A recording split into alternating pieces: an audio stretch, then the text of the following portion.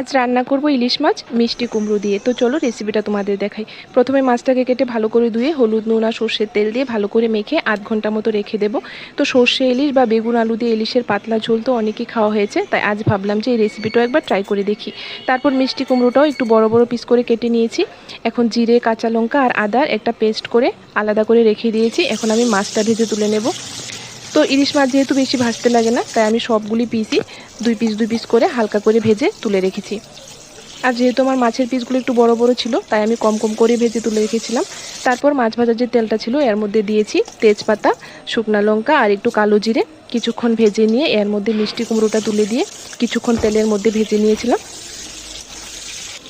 তারপর এর মধ্যে আদা আর জিরের পেস্টটা দিয়ে হলুদ আর নুন দিয়ে আরও কিছুক্ষণ মশলা সহ মিষ্টি কুমড়োটা একবার ভেজে নেব। তারপর এর মধ্যে একটু বেশি করে ঝোল দিয়ে দেব।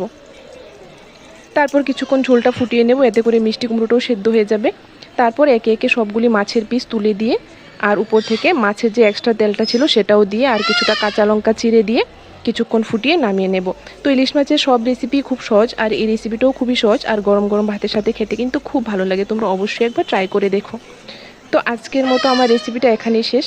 তো আজকের মতো টাটা। তোমাদের কীরকম লেগেছে আমাকে কমেন্ট করে অবশ্যই জানিও।